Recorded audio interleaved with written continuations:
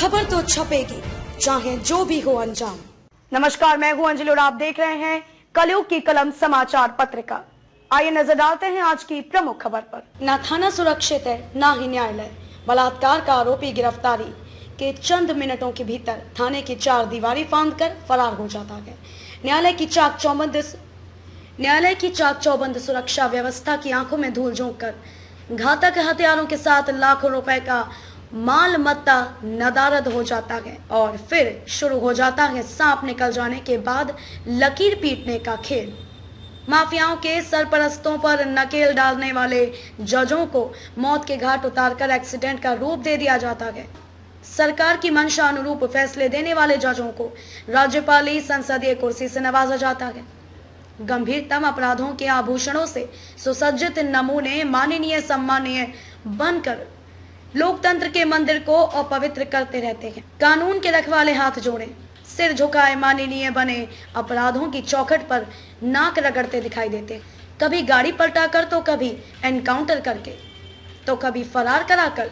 Police अपने और सफेद पोश सरपरस्तों के चेहरे पर पुती कालिख को पोंछने की कोशिश करती रहती। दुनिया का सबसे बड़ा झूठ यही है कि कानून सबके साथ समान व्यवहार करता है। सच तो यह है कि कानून के जाल में केवल छोटी मछलियां ही फंसती हैं। बड़ी मछलियां और मगरमच्छ तो जाल फाड़कर बाहर निकल जाते हैं।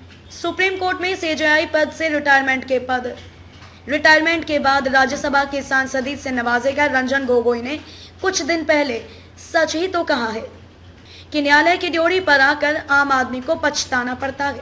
केवल गांठ से भरपूर प्रभावशाली ही अपने मनमाफिक न्याय पा पाता है। कटनी जिले के उमरियापान थाने से गिरफ्तारी के चंद मिनटों के भीतर ही बलात्कार के आरोपी के फरार होने की स्याही अभी सूखी भी नहीं थी कि कटनी जिला न्यायालय के मालखाने से लाखों रुपए सहित घातक हथियारों के गायब होने की खबर सामने आई। 34 देशी कट्टा, 4 रिवॉल्वर, 1 भरमार बंदूक, 67 नग जिंदा कारतूस, 1 किलो बारूद, 227 बोतल 318 पाव अंग्रेजी 227 बोतल 318 पाव अंग्रेजी देशी शराब, 21 ग्राम सोना, 352 ग्राम चांदी के आभूषण, 10,79,986 रुपए नगद जिला न्यायालय कटनी के मालखाने में कम पाए जाने का खुलासा मालखाना नाजिर का तबादला होने के बाद प्रभार संभाल रहे नए नाजिर के रिकॉर्ड मिलान के दौरान सामने आने से जिला न्यायालय की सुरक्षा व्यवस्था पर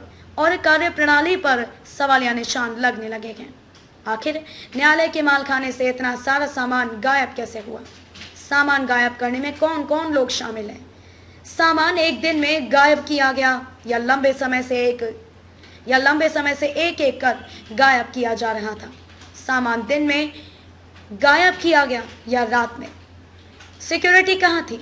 न्यायालय परिसर में सुरक्षा की दृष्टि के लिए लगाए गए कैमरों की हालत क्या थी? इतने सामान को गायब करना और उसे ठिकाने लगाना अकेले नाजिर के बूते की बात नहीं है। खास तौर पर घातक हथियारों को गायब कर ठिकाने लगाना मतलब साफ है कि इस काम में अन्य लोग भी शामिल हैं, जिसमें सफेदी, खाकी, काली, भूरी वस्त्रधारियों की संलिप्तता से इनकार नहीं किया जा सकता।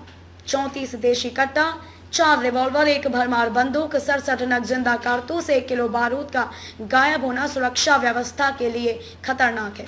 खूंखार अपराधी तो वैसे भी अभियोजन की नाकामियों से छूट ही जाते हैं। अब तो सबूत के तौर पर जब्त किए गए हथियारों के गायब कर दिए जाने से तो उनकी बेगुनाही पक्की हो चुकी है। क्या थाने और न्यायालय की घटना में शामिल लोगों के चेहरे बेनकाब हो पाएंगे? अश्विनी बड़गया, अधिवक्ता, स्वतंत्र पत्रकार की खास रिपोर्ट। खबरों में अब तक के लिए बस इतना ही। मिलते हैं फिर किसी खास खबर के साथ। तब तक के लिए नमस्कार।